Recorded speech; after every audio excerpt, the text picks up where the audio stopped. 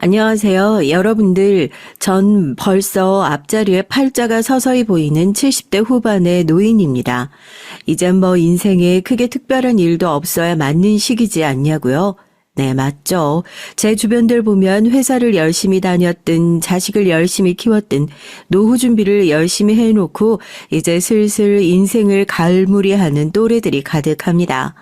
나이 들어보니까 주변 친구들 딱 세 가지 부류인 것 같아요.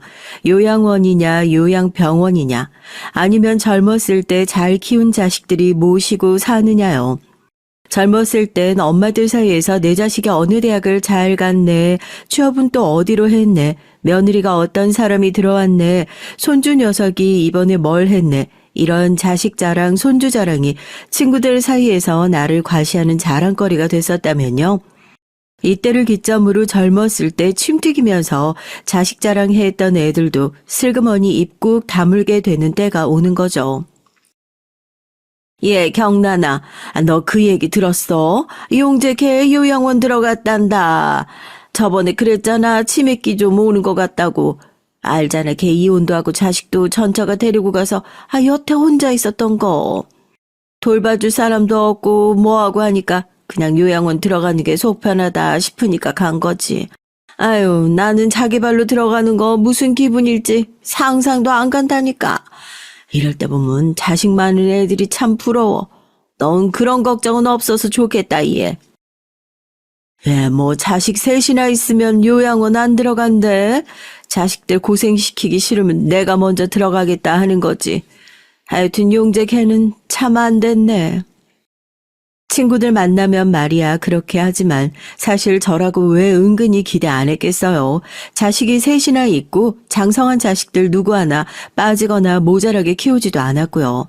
아들 하나에 딸 둘, 잘 키운 자식들 다 좋은 며느리, 좋은 사위한테 결혼까지 다 시켜놓은데 제 공이 없지 않다 그렇게 생각하거든요.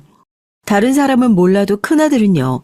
두 딸들이 조금 서운하다 얘기할 수도 있겠지만 첫째의 아들이라 당시의 부잣집인 시댁에서 구박당하던 제 서름을 한 방에 풀어주는 귀한 자식이었습니다. 그래서 더 정도 많이 가고 애정도 많이 쏟아붓게 되었던 것 같아요.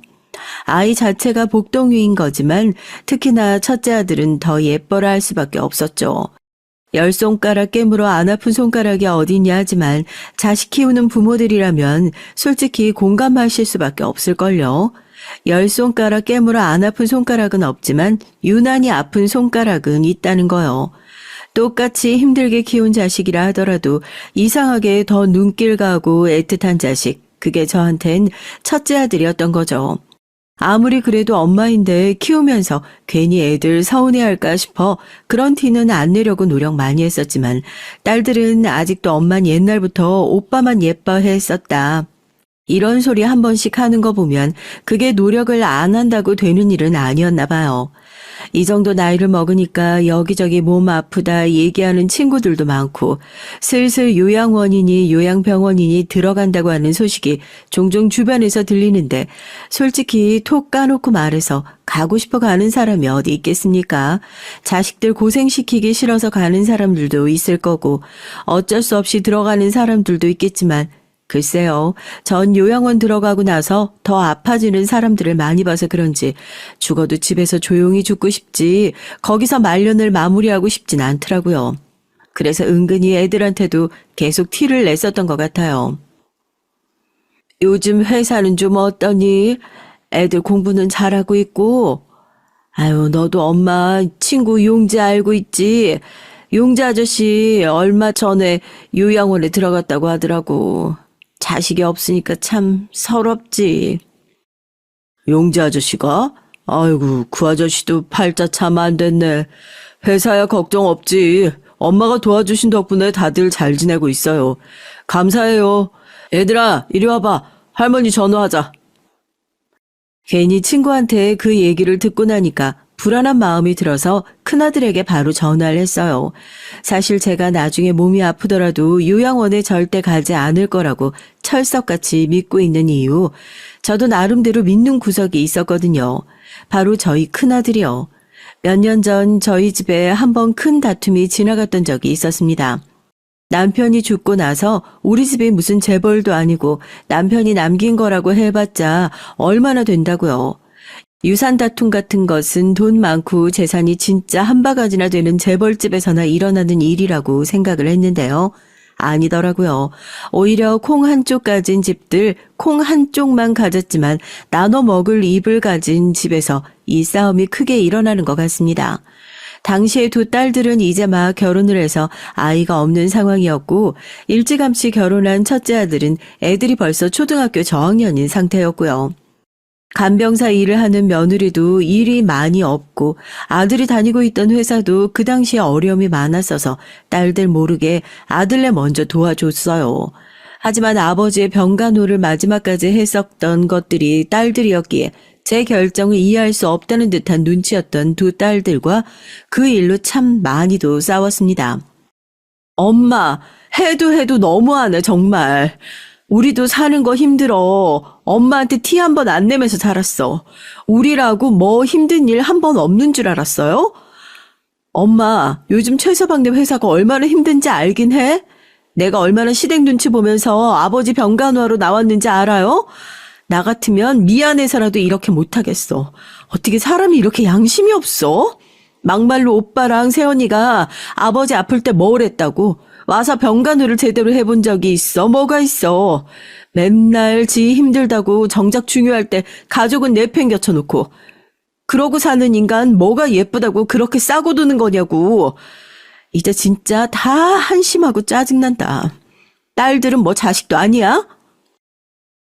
넌 무슨 말을 그렇게 해. 형제끼리 사이좋게 지내는 게 그게 어려워? 니네 오빠야 애들 보랴 뭐 할 정신이 없는 게 당연히 딸들 돼서 아빠 병간호가 뭐 그렇게 대단한 일이라고 유세를 떨고 힘든 오빠 좀 도와주는 게 아깝고 지 엄마를 이렇게 쥐잡듯이 잡기를.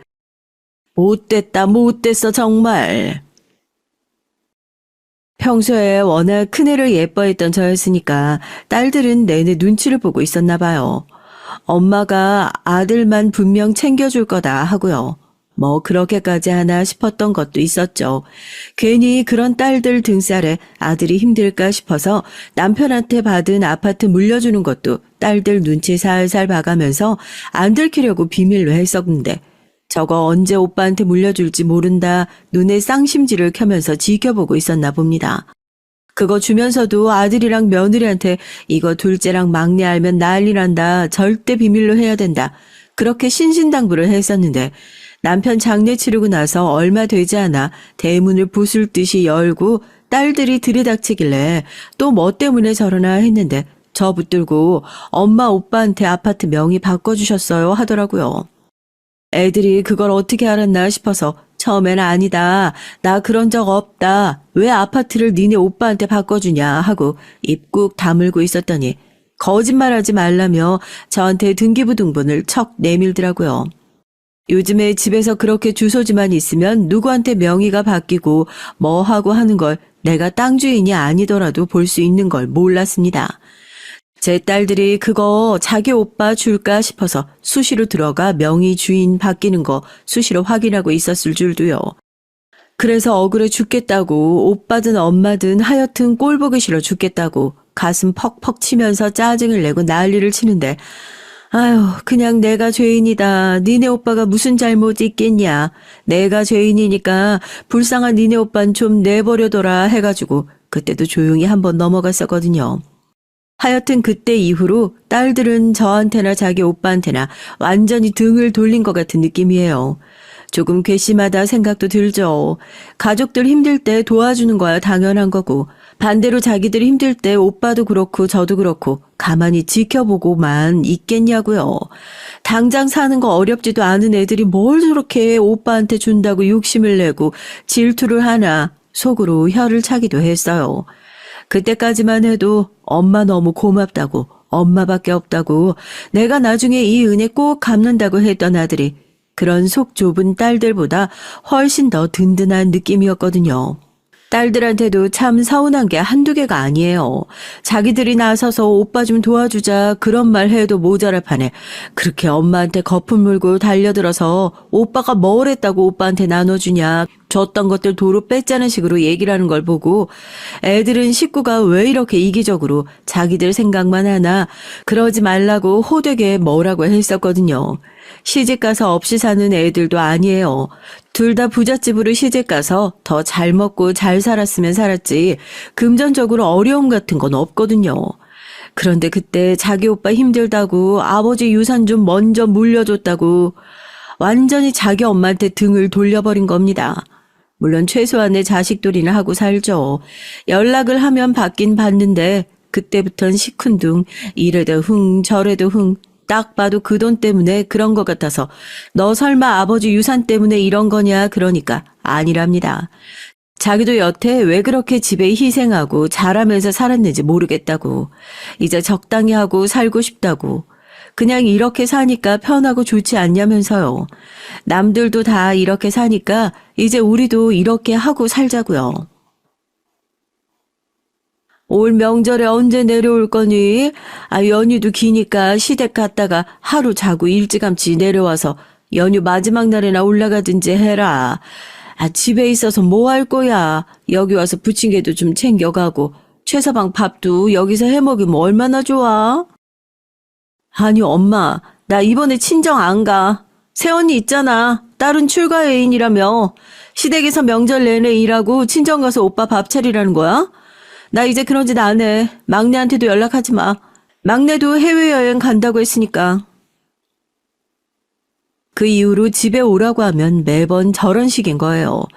언제 제가 불러서 큰오빠 밥 차려달라 한 적이 있었던 것도 아니고 명절이니 가족들 다 같이 모여서 밥 좀 먹자. 그냥 그랬을 뿐인데 마치 여태 제가 자기들 불러서 아들 먹일 밥만 차렸다는 듯이 얘기를 하니까 여태 집에 즐거운 마음으로 온 게 아니라 그런 생각을 했었나 좀 서운하기도 하고 기분이 영 그렇더라고요. 그 뒤로는 명절 때마다 여행을 가네, 시댁에 일이 있어서 못 오네 핑계를 대면서 집에 내려오지도 않아요. 딸들 집에 왔을 땐 같이 음식 장만도 하고 일도 했었는데 애들 안 내려오기 시작하니까 은근히 그때부터 며느리도 뭐 같이 하는 걸 꺼려하는 눈치라고 해야 되나요? 처음엔 제가 이번엔 애들 안 온단다. 너랑 나랑 둘이서 음식장만 하고 간단하게 차례 지내자 하니까 알겠다고 하던 애가 명절 한두 번씩 반복하고 나니까 볼멘 소리를 내기 시작하더라고요. 어머님, 명절에 음식 좀 그냥 사서 하자니까요. 준비할 사람이 저랑 어머니 둘밖에 없는데 꼭 이렇게 뭘 힘들게 하셔야 속이 시원하시겠어요? 아무리 그래도 제사인데 뭐 얼마나 많이 한다고 음식을 사서 해. 어려운 것도 아닌데 너랑 나랑 둘이서 후다닥 해버리면 되지. 언제라고 제 뜻대로 해줬었던 애들도 아니지만 연쇄적으로 폭탄이 터지듯이 딸과 사이가 나빠지고 나니까 집에 일 도와줄 사람들이 사라지고 그러면서 자연스럽게 며느리에게 기대게 되고 또 그렇게 며느리에게 기대다 보니 며느리는 나도 안 되겠다 하면서 저를 쓱 밀어내더라고요. 제가 도와줄 땐 이것도 해주겠다 저것도 해주겠다 헌신적인 척을 하더니 막상 그런 상황이 되니까 누구보다 빨리 서로 모른 척을 하는 것이 내가 정말 자식 전부 다 잘못 키웠구나 후회스러웠죠. 딸들한테도 그런 취급을 받는 것 같고 기대고 의지할 곳이라고는 아들과 며느리밖에 없는 상황이었지만 그것도 제 뜻대로 마음대로 되지 않았습니다. 딸들과 사이가 멀어진 이후에 아들과 며느리와 좀 더 가깝게 지내보자 하면 할수록 그 두 사람, 특히 며느리는 저에게 선을 긋고 행동하는 것 같았거든요. 엄마 일이 있어 잠깐 너희 집 근처에 왔는데 온 김에 반찬이랑 너 좋아하는 토랑국 좀 해가지고 전해주려고. 뭐 밥이랑도 다 먹었어. 그냥 반찬만 두고 가려고 그래. 그 한 20분이면 도착할 것 같은데 집에 있니? 갑자기 말씀도 없이 무슨 일이세요? 나 오늘 출근해야 해서 밖에 나와 있는데 애들 엄마 집에 있나 연락 좀 한번 해보실래요?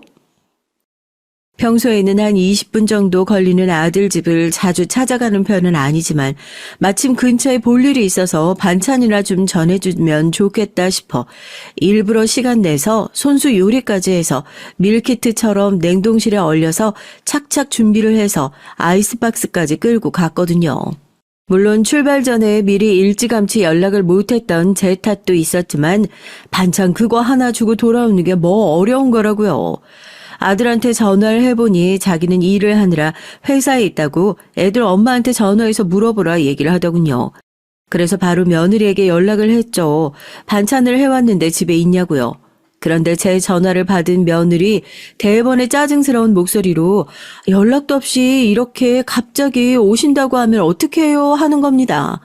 제가 뭐 아들 생각만 해서 그 더운 불 앞에 서서 일부러 요리를 했겠어요? 오히려 며느리 편하라고 그런 거죠. 평일 내내 나가서 일했으니까 주말은 그냥 요리 같은 것들도 하지 말고 편하게 쉬라고요. 고마워하지는 못할 망정 저렇게 짜증이나 틱틱 내는 것도 마음에 들지 않았지만 요즘 애들 마음을 제가 어떻게 100%다 이해하며 살 수 있겠습니까? 여기서 더 얘기해봤자 괜히 잔소리만 한다고 나중에 자기들끼리 제 뒷담화를 할 게 뻔하니 말을 더 얹진 않고 그래서 어디냐 반찬만 두고 가겠다 기분은 나빴지만 꾹 참고 얘기했죠. 그러니까 자기도 집이 아니랍니다. 갑자기 연락 주고 오시니까 그렇죠. 주말에 저희가 집에서 어머님 반찬 가져다 주신다고 하루 종일 기다리고 있는 것도 아니고요. 어쩌겠어요. 그냥 집 앞에 반찬 놔두세요. 늦게 안 들어갈 거니까 이따 챙겨서 들어갈게요. 됐다. 차라리 비밀번호 알려주든지 해라. 요즘 날씨가 따뜻해서 아무리 아이스박스 안에 넣어놨다고 해도 음식 이렇게 밖에 내두고 하면 금방 상해. 내가 뭐 니네 살림 어떻게 해놓고 산다고 보고 잔소리할 것도 아니고 그냥 현관 안에다가 반찬통만 넣어놓고 냉장고도 안 열어볼 테니까. 밖에다가 음식 그대로 내버려뒀다가 누가 쓰레기인 줄 알고 치울 수도 있고 날씨도 따뜻해져서 금방 상해버릴 수도 있으니까 비밀번호만 알려주면 내가 현관 안에다 들여놓고만 가겠다. 중문도 안 열고 안쪽에다만 넣어놓고만 가겠다 얘기를 했죠. 며느린 그야말로 난색을 표하면서 저한테 집 비밀번호를 어떻게 함부로 알려주냐는 말을 하는 게 아니겠어요? 어디 저한테 비밀번호를 알려준다는 것이 함부로 알려주는 건가요? 그 소리에 기가 막혀서 저도 같이 한 소리를 했죠. 내가 니네 집에 들어가서 물건을 훔쳐가길 하냐, 뭐 마음에 드는 게 있으면 사달라고 조르길 하냐. 시어머니가 일부러 너 생각해서 주말에 불 앞에서 요리하지 말고 신경 써가지고 반찬까지 해왔는데 고마워하기는커녕 무슨 이렇게 다 같이 나가 있으면서 사람을 문전박대하냐. 저도 벌컥 화를 내고 전화를 끊어버렸죠. 그렇게 아들한테도 전화해서 한 소리를 했고요. 제가 아니었으면 너희 둘이서 그 아파트 사지도 못했을 거면서 어디 이렇게 며느리가 시어머니를 문전박대를 할 수 있냐. 이렇게 배은망덕한 경우가 세상천지 어디 있냐. 이거 천벌받을 짓이다 하면서요. 아들이 한숨을 쉬면서 그러면 그냥 문 열고 그 앞에 정말 놓고만 가셔야 한다. 신신당부를 하면서 비밀번호를 알려주었습니다. 뭐 다른 거 정리, 청소 아무것도 할 생각하지 말고 그냥 들고 오신 거 그것만 앞에 놔두고 가시라고요. 제가 뭐 아들 집에 가서 여기저기 집을 들쑤실 것도 아니고 번갈아 가면서 그런 소리를 하는 것도 좀 기가 막히긴 했죠. 여튼 아들한테 겨우 그렇게 비밀번호를 받아가서 반찬을 놓고 왔더니 저녁에 전화해서 한다는 소리가 반찬 해주셔서 감사하다는 인사가 아니라 어머님 오셔가지고 신발장 정리하셨냐고. 시어머니가 왔는데 중문도 넘어가지 말라고 둘이서 생 난리를 치는 통에 신발장에 반찬 놓으려다 신발장 쪽이 너무 더러워서 정리 좀 한 것뿐이었습니다. 그래서 내가 그냥 버릴 것 좀 버리고 당장 씻는 것만 꺼내놨다. 현관이 대문 딱 열고 들어가면 입구에서 처음 보는 자리인데 그렇게 더럽게 하고 살면 들어올 복도 안 들어오는 거라고. 앞으로는 현관 내가 정리해뒀으니까 딱 그렇게 하고 살라고 정해줬죠. 그러니까 왜 그걸 어머님이 마음대로 바꾸시냐? 왜 자꾸 우리 집안 살림에 간섭을 하시려고 하냐? 정리를 해도 내가 하고 어지럽혀도 내가 어지럽힐 거다. 집이 쓰레기장이 되든 말든 어머님은 제발 신경 쓰지 말라며 짜증을 내는 거예요. 그것뿐만이게요. 그리고 나서 몇 달 후에 뭐 그렇게 미우면 다시 안 해주는 것도 맞지만 또 손주들 생각하고 아들 생각하면 저런 애가 집에서 해먹여봤자 얼마나 잘해주겠냐 싶어 텀을 두고 반찬을 한 번 더 해가지고 갔죠. 또 전화하니까 주말마다 어딜 그렇게 싸돌아다니는 건지 또 집이 아니랍니다. 이것도 그래요. 어디 정말 멀리 한 3시간, 4시간 정도 사는 거면 제가 이해를 해요. 끽해야 1시간 조금 넘어가는 거리에 살면서 그렇게 주말마다 자기들끼리 놀러가며 어떻게 저한테 한 번을 같이 가자는 소리를 안 하는 건지. 요즘엔 이런 걸 가지고 서운해해도 안 된다고 하니 속으로 서운해했지만 겉으로 표를 낸 적은 한 번도 없었습니다. 전화를 하니 기껏 도착한 사람한테 또 집 앞에 놓고 가셔라 얘기하는 며느리. 그래, 내가 너한테 뭘 바라나 싶어 문 앞에 반찬을 내려놓고 지난번에 아들에게 들었던 비밀번호를 찍어봤어요. 그래도 현관 안에다가만 들여놓고 가려고 했었거든요. 그런데 이번엔 비밀번호가 틀렸다고 경고음만 들리고 문이 열리지 않더라고요. 처음엔 제가 번호를 잘못 입력했나 싶어 몇 번 다시 눌러봤지만 삑삑거리는 경고음만 들렸어요. 당황해서 반찬을 문 앞에 내려놓고 어쩔 줄 몰라 하는데 큰며느리에게 전화가 왔습니다. 어머님, 혹시 저희 집 비밀번호 눌러보셨어요? 아니, 너 비밀번호 바꿨냐? 아니, 너네 집에 없다고 하길래 지난번처럼 현관만 열고 안에 반찬 좀 넣어놓으려고 했는데 아니, 내가 뭘 잘못 눌렀는지 뭐 시끄럽게 소리만 나고 하길래 지금은 안 나긴 했는데 그게 너한테도 연락이 가냐? 당연히 바꿨죠. 아니, 그걸 왜 알려드려가지고. 어머님, 제가 언제 반찬 가져다 달라고 했어요? 왜 그러시는 거예요? 거기가 어머님 집도 아니고 왜 자꾸 비밀번호를 찍어보고 그러시는 거냐고요. 앞으로 다시는 이런 식으로 오지 마세요. 아시겠어요? 제가 무슨 도둑도 아니고 뭐 물건 훔쳐가려고 그랬던 것도 아니고 전화로 오만 짜증을 다 내는 걸 보고 저도 당황해서 어버버 하다가 그렇게 전화를 끊었죠. 기분이 너무 상해서 현관에 그냥 반찬통을 다 내려놓고 그대로 집으로 돌아왔습니다. 아들도 며느리를 통해 얘기를 전해 들었는지 저녁에 연락이 왔더라고요. 저한테 왜 그러셨냐. 지난번에도 어머니한테 비밀번호 알려드리고 나서 집사람한테 얼마나 한 소리를 들었는지 모른다고요. 저 없으면 그 집도 제대로 못 샀을 애들이 반찬 하나 가져다 준 자기 엄마를 둘이서 합심해서 문전박대하는 걸 보고 자식 키워봤자 다 소용없구나. 이런 애들이랑 무슨 말을 하겠구나 싶어서 며느리 통해 잔소리 실컷 했으면 됐지. 뭐가 모자라서 이렇게 또 갈구려고 전화를 했냐. 이제 너네 귀찮게 할 일도 없고 뭐 서로 생각한다고 귀찮게 반찬 해다 주고 뭐 하고 그러지도 않을 테니 연락도 하지 말아라. 저도 성질 팍 내고 전화를 끊어버렸습니다. 아들과 며느리랑 그렇게 한바탕을 하고 나니까 딸들 생각이 나더라고요. 매번 아들이 속썩이고 나면 딸들한테 전화해서 하소연하는 것이 일상이었는데 이제 딸들한테 전화해서 이런 얘기를 해도 딸들 역시 그런 소리를 왜 자기한테 하냐. 엄마 예뻐하는 아들 붙들고 얘기해라. 정색하고 달려드는 애들밖에 안 남았으니 어디다 전화도 못하고 갑자기 퍽 외로워진 기분이 들더라고요. 남편 떠나보낸 이후로 제 인성이 갑자기 이렇게 확 서글퍼져 버린 것 같았습니다. 주변 사람들은 그래요. 그게 다 제 탓이라고요. 그러게 딸들한테 진작에 사과하고 잘 좀 했으면 좀 좋냐고요. 부모 자식 간에 서로 무슨 그런 일로 서운해하고 뭐 그런 일로 사과를 하고 하냐 그런 마음이었습니다. 제가 사랑을 쏟았던 아들이 그만큼 더 나를 챙겨주겠지. 솔직히 그런 기대도 있었던 것 같아요. 아들과 며느리 자기들이 급하고 궁할 때 어머님 도와주실 수 있냐 사정했던 건 생각도 안 하고 막상 살만해지니까 귀찮은 뒷방 노인네 취급을 하는 건 한순간이더라고요. 그리고 전 그 모든 것들이 그냥 큰며느리 때문이라고만 생각했습니다. 아들이 아니라 며느리가 그냥 저를 귀찮아하는 것이라고요. 그 반찬 사건 이후로 아들 집을 찾아가는 일은 더 이상 없었어요. 일이 있어 그 근처를 지나가더라도 얼굴이나 보자고 일부러 연락을 해서 집에 들리는 일도 없었죠. 제 생일이나 아버지 제사나 뭐 특별한 행사가 있을 때나 집에 아주 잠깐 얼굴 비추고 가고 그마저도 하루 집에 있다 가는 게 귀찮은 건지 꾸역꾸역 집에서 모이지 않으려고 밖에서 밥 먹고 커피 마시고 헤어지자 하는 게 눈에 보이더라고요. 그러던 중에 친척 결혼식이 있어 아들네서 하루 자야 하는 일이 생겼습니다.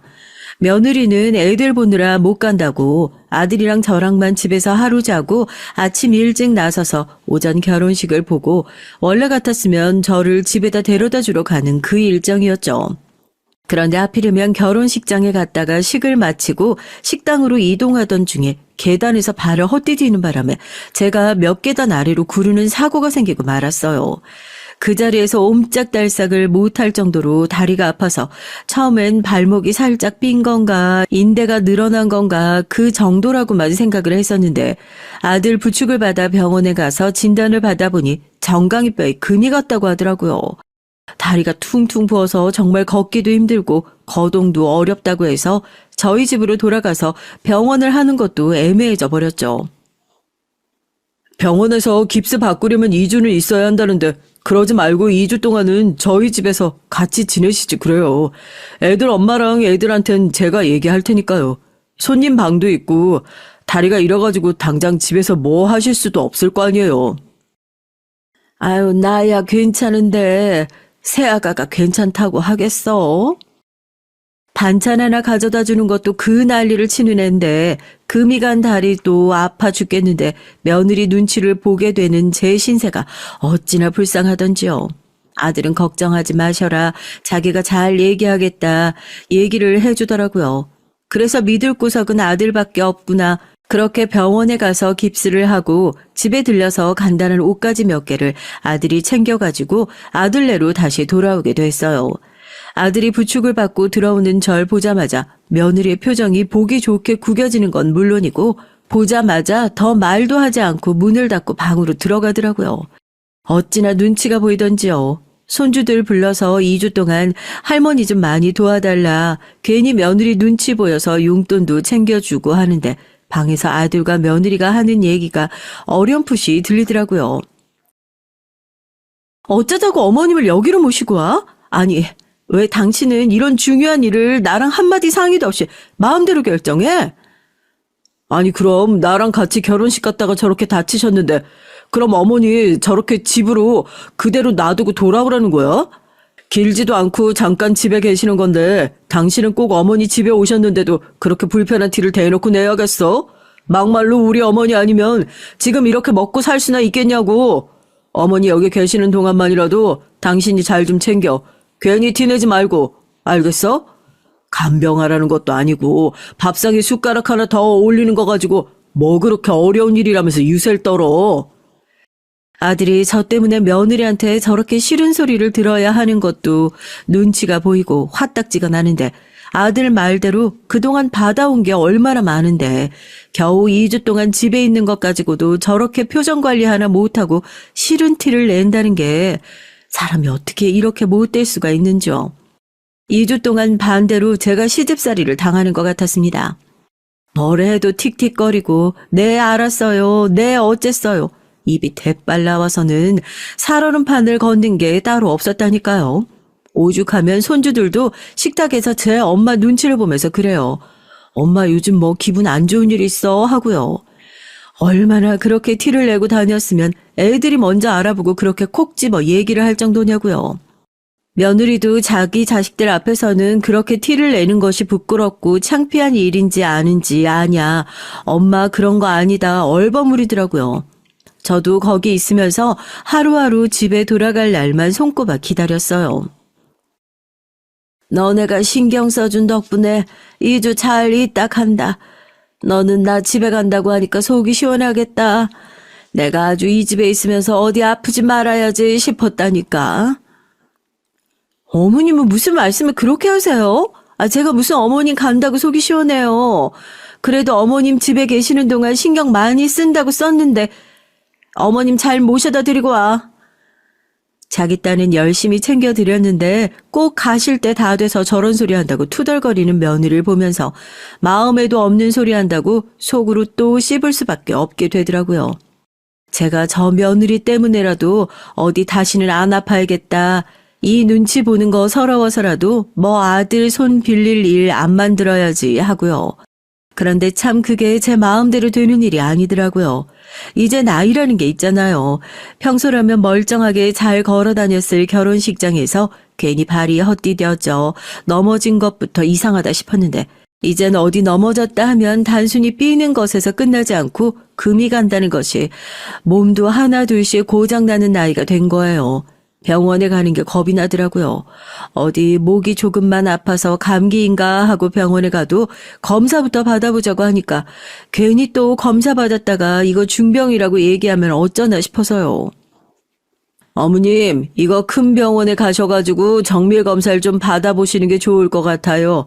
지금 이쪽에 사진 보면 혹이 하나 보이잖아요. 이게 원래 정상적인 사람들 사진이거든요. 어머님 여기 보시면 이쪽이 까맣게 보이죠? 이거 지금 여기가 다 혹이라는 거예요. 이거 검사해봐야 아는 거지만 결과가 만약에 안 좋다고 하면 그땐 수술해야 할 수도 있어요. 여기서 하시는 것보다 큰 병원 가서 검사도 제대로 받아보고 수술까지 같이 하시는 게 좋으니까 자식들 있으면 연락해서 한번 큰 병원 가보세요. 가뜩이나 자식들 때문에 머리 아픈 날들이었는데 얼마 전부터 목부터 가슴 쪽으로 이어지는 곳을 만질 때마다 뭐가 이렇게 볼록 올라왔나 하고 씻을 때마다 만져지는 느낌이 들어서 이상하다 생각만 하고 말았거든요. 어느 날 아침에 보니까 거울로 봐도 이게 한눈에 보일 정도로 툭 튀어나와 있길래 이게 계속 놔두면 안 되겠다 싶어서 병원을 가게 됐어요.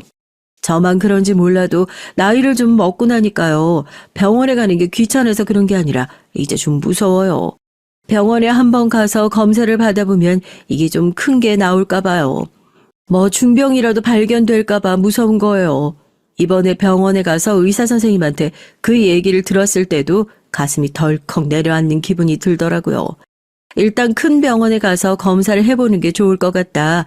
그 얘기 한마디 한 건데 제 머릿속엔 이미 최악의 상황부터 그리고 있는 거죠. 이게 뭐 정말 안 좋은 암이라도 되면 어떻게 되는 건지. 큰 병원에 가서 검사를 받는데 뭐 암이라던가 이런 병이라고 하면 그때는 또 어떻게 해야 하는 거지. 남아있는 재산은 또 어떻게 처분을 해야 하고 또 누구한테 얘기를 해서 병원은 다녀야 하고 친구들이 자식들이 여러 명 되는데도 막상 병원 같이 다닐 자식 하나 없다 그런 얘기를 할 때 난 자식이 셋이나 돼서 그런 걱정은 안 해도 되겠다 속으로 으쓱하고 자랑스러워하기도 했었는데 저도 상황이 되니까 전화기를 열었다 닫았다 몇 번이나 고민을 했는지요. 바쁘니? 요즘 막내랑은 연락하고 최서방은 뭐 회사 다니는 거 할만하다니? 아니 뭐 갑자기 연락은 뭐 그냥 너네 잘 지내나 궁금도 하고 요즘 얼굴 못 본 지도 꽤 된 것 같아서 생각도 나고 하니까 해봤지. 엄마가 언제 또 필요할 때만 연락했다고 그래. 그래도 만만한 게 둘째 딸이라고 한참 고민하다가 전화를 하니까 반응이 냉담합니다. 엄마가 갑자기 어쩐 일로 전화를 했냐고, 뭐 필요한 거 있냐고, 할 말이 있냐고 대번에 그렇게 얘기를 하니까 울컥하더라고요. 내가 언제 또 그럴 때만 연락을 했냐고 싸우자는 식으로 나오는 딸의 말투에 저도 곱지 않은 말투로 말이 나가고 말았죠. 결국에 병원 얘기는 꺼내보지도 못하고 전화를 끊고 말았어요. 시부모님과 함께 지내고 있는 막내딸한테는 아예 연락을 해볼 엄두도 내보지 못했고요. 한숨이 푹푹 나오더라고요. 눈치 주는 며느리가 있는 집엔 도저히 가고 싶지 않았는데 병원도 그렇고 결국에 아들네 가는 방법밖에 없겠다 싶어 결국에 아들을 찾았습니다. 엄마 오늘 병원 다녀왔는데 뭐 목 쪽에 혹이 보인다고 큰 병원 가서 검사를 좀 받아봐야 한다는데 오래 안 있을 거야. 너네 집에서 지낸다는 것도 아니고 어디 괜찮은 호텔이랑 좀 알아봐주고 병원 왔다 갔다 하는 것만 좀 도와줘라. 그 정도는 할 수 있잖아. 내가 이런 것까지 며느리 눈치 보면서 힘들게 얘기해야겠냐? 엄마, 그런 일 있으면 당연히 집으로 오셔야지. 우선 병원부터 가서 검사 받아야 할 거 아니야. 됐어. 내가 말해놓을게. 무슨 그런 걸로 눈치를 보고 있어요. 됐어요. 그래도 역시 믿을 구석은 아들밖에 없다고 강단 있게 얘기하는 아들의 모습에 안도의 한숨을 내셨습니다. 그렇게 짐을 챙겨서 아들네로 다시 올라가게 됐어요. 그래도 이번엔 아들과 며느리가 미리 얘기를 해놔서 그런지 지난번처럼 크게 눈치를 주는 느낌은 아니더라고요. 확실히 제가 몸이 아파서 정밀 검사를 받아봐야 할 수준이라는 얘기를 들어서 그런지 며느리도 제 건강에 대해서 꼬치꼬치 물어보는 것이 아주 막대먹은 애는 아니구나 그렇게 느꼈죠. 아들은 출퇴근을 해야 하니까 함께 병원을 왔다 갔다 해줄 수 있는 여유가 많이 없으니 거의 며느리와 왔다 갔다 다니게 됐죠. 그렇게 검사를 받고 검사 결과를 기다리는 일주일이 왜 그렇게 길게만 느껴지든지 아들이랑 며느리 집에서 이렇게 지내고 있는 것도 저한테는 꽤나 지치고 힘든 일인데 요 며칠 병원에 왔다 갔다 한다고 기력이 빠질 대로 빠져 있는 상태였습니다. 평소엔 이렇게 기운이 없진 않았는데 병원 그것쯤 갔다 오니까 뭐 벌써 환자라도 된 것 마냥 온몸에 힘이 쭉쭉 빠지고 집에 들어오고 나면 내내 누워서 잠만 자게 되더라고요. 아마 검사 결과 기다리고 뭐하고 한다고 저도 알게 모르게 스트레스도 많이 받고 긴장도 많이 했던 탓인가 봐요. 남편이 아팠을 때 온 가족이 고생한 것도 생각나고 나도 그렇게 고생하다가 가면 어떡하나 덜컥 겁도 나고 불안하기만 하고요. 이럴 때 누가 옆에서 괜찮다고 해주면 위안이 되겠다 싶은데 아들이나 며느리나 집에 있는 손자들은 그냥 어쩌다 집에 객식구 하나 들어온 것처럼 취급하는 것 같아 가족들한테 덜컥 짐덩어리 취급받는 느낌에 그게 저한테 가장 큰 스트레스였고요. 아시죠? 그럴 때 괜히 마음에도 없는 소리 하게 되는 거요. 예, 나 이러다가 정말 덜컥 아프다는 소리 듣기라도 하면 어떡하니? 검사 결과 나오려면 며칠 안 남았는데 병원에서 괜히 안 좋은 소리라도 들을까봐 걱정이 이만저만이 아니다. 스트레스 받아서 그런지 이제 밥도 안 들어가. 정말 어디 아프기라도 한 건지 입맛도 없고 속도 울렁거리는 것 같고 어디 중병일까 싶어가지고. 어머니, 그 나이 먹으면 어디 안 아픈 게 이상한 거예요. 별일 없겠죠. 그리고 어디 아프시면 뭐가 걱정이에요. 자식이 셋이나 있는데요. 요즘에 요양원이 요양원 같지도 않대요. 요즘 제 주변에도 보면 어디 한두 군데 크게 안 아파도 또래 친구분들 많아서 뭐 양로원 가서 친구분들 사귀고 싶으시다고 일찌감치 좋은 요양원 들어가시려는 분들도 많다고 하시더라고요. 안 그래도 애기 아빠랑 주변에 괜찮은 요양원들 몇 군데 찾아놓고 알아보고 있거든요. 괜찮은 요양원들이야 가격이 비싸긴 한데 그거야 뭐 걱정이에요. 아가씨들도 있고. 말이라도 어머님 그런 걱정 마세요. 뭐가 걱정이세요? 제가 모실게요. 이런 소리가 나올 거라고 생각하고 저도 그런 소리 듣고 좀 마음 편하려고 꺼낸 얘기였는데 며느린 대뜸 제 얘기를 듣자마자 안 그래도 어머니 모시려고 좋은 요양원 몇 군데 알아보고 있다. 이런 얘기를 하는 게 아니겠어요. 며느리가 그 얘기를 시작하자마자 제가 눈을 동그랗게 뜨고 말을 툭 끊었죠. 너 지금 그게 무슨 소리 하는 거냐고 하면서요. 며느리도 자기가 한 말에 뭐가 문제가 있냐는 식으로 절 쳐다보더라고요. 그 반응에 더 기가 막힌 거예요. 갑자기 무슨 요양원이에요. 제가 평소에 자식들한테 거의 노래를 부르다시피 난 나중에 무슨 일이 있어도 요양원은 안 들어가고 싶다. 자식들 많이 있으니까 요양원 들어갈 일 없어서 참 다행인 것 같다. 매번 얘기를 했는데요. 요양원은 무슨 요양원? 아, 내가 언제 요양원 들어간다고 괜찮다고 얘기나 했어? 그리고 아직 내가 뭐 어디 병원에서 중병 걸렸다고 얘기가 나온 게 아닌데 너네는 뭐 어디 당장 내가 잘못되기라도 할 것처럼 요양원을 알아보고 있다고? 아니 그게 무슨 소리야? 어머니, 이렇게 알아보는 게 당연하죠. 아, 막상 중병 걸리면 요양원도 못 들어가요. 요양원은 뭐 아무나 들어갈 수 있는 줄 아세요? 중병 걸려서 거동 못하면 요양원이 아니라 요양병원 들어가셔야 되는 거예요. 그래도 자식들이 다 같이 능력이 되고 거기 보내드릴 돈도 되고 하니까 이렇게 요양원이라도 알아보고 하는 거죠. 그럼 저희가 뭐 집에서 어머님 모시고 살면서 수발이라도 들어야 한단 말씀이신 거예요? 어머님은 어떻게 그렇게 이기적인 생각을 하시는 거예요? 뭐, 이기적? 아니, 지금 누가 누구한테 이기적이라고 하는 거야? 너 지금 이 집 살고 있는 거, 그거 다 누구 덕인데, 이 집 한 번 올 때마다 나한테 그렇게 눈치를 주더니, 이제 아예 이 집에 못 들어오게 아예 노인네 요양원에다 갖다 가둬 놓을 궁리나 하고 있던 거냐? 내 아들이 그거 알고도 가만히 있을 것 같아? 갑자기 정신이 번쩍 드는 기분이 들더라고요. 요양원 얘기로 시작해서 며느리와 언성이 커지고 갑자기 큰 싸움으로 번지게 됐습니다. 너네 아니면 아버지 유산 미리 물려줘서 내 딸들이랑 사이 틀어질 일도 없었다. 딸들이었으면 지금 나 이렇게 아팠을 때 냉큼 요양원 모시겠다. 그런 소리부터 할 것 같냐. 세상에 배웅망덕도 이런 배웅망덕한 소리가 있냐. 내 아들은 네가 이런 궁리하고 있는 거 알고나 있냐 하니까 며느리가 기가 막혀 합니다. 어머님 요양원에 모시자는 얘기 자기가 먼저 했던 게 아니라 제 아들이 먼저 했던 거라면서요.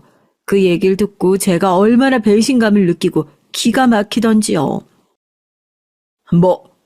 내 아들이? 거짓말하지 마라. 내 아들이 그런 소리를 했을 리가 없어. 걔가 얼마나 자기 엄마를 끔찍하게 생각하는 앤데 네가 모자 사이를 갈라놓으려고 아주 이간질을 제대로 시키려고 작정을 했구나. 어머님, 정신 차리세요. 이 집이요? 뭐 얼마나 대단한 거 해주셨다고 집 가지고 대체 언제까지 유세 떨면서 사실 거예요? 다른 집 며느리들이요. 집이 뭐예요? 더 대단한 거 받고 살아요.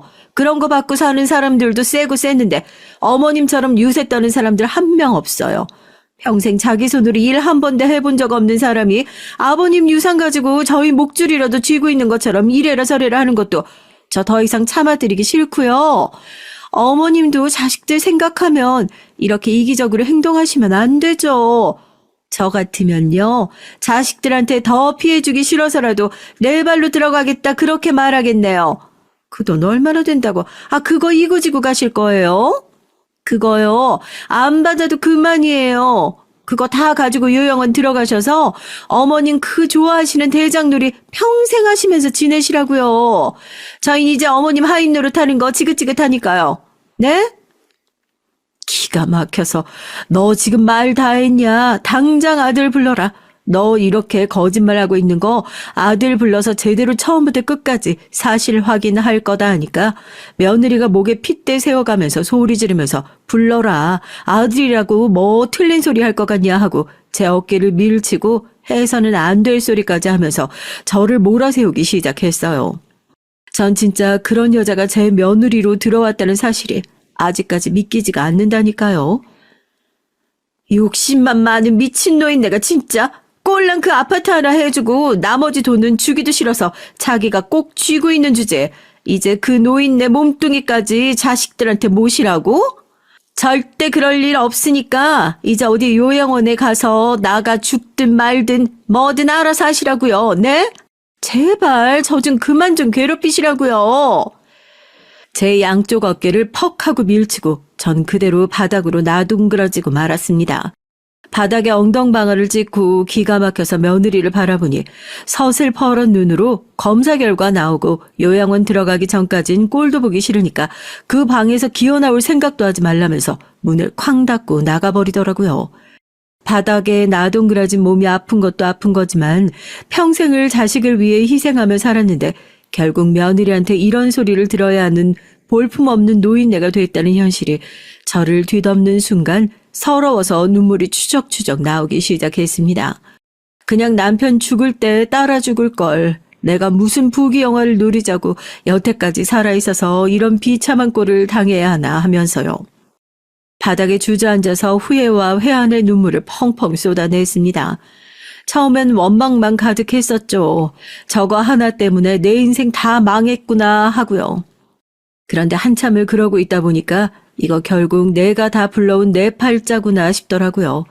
아들이 다 해줄 거라 믿고 아들한테 쏟아붓지만 않았더라도 딸들이 저한테 늘 그랬거든요. 엄만 결국에 그 지독한 아들에 대한 짝사랑 때문에 후회하는 날 올 거라고요. 그 말이 딱 맞아떨어진 거죠 뭐. 제가 평생 그렇게 사랑해 죽으려고 했던 그 아들이, 그 아들과 며느리가 결국에 제 노후를 비참하게 만들게 된 것이니까요. 니네 오빠가 니네 새언니랑 나 요양원 보낸다더라. 나한테 욕심만 많은 미친 노인네라고. 아이고, 내가 그렇게 들어가기 싫다고 안 들어가겠다고 했는데 꼴랑 그 아파트 하나 해주고 이제는 늙은 몸뚱이까지 모시라고 한다고. 어디 요양원에 가둬놓고 나가 죽든 말든 뭐 알아서 하시라고. 내가 그때 니네 말만 들었어도 이런 일이 없었을 텐데. 나 정말로 요양원 안 들어가고 싶다.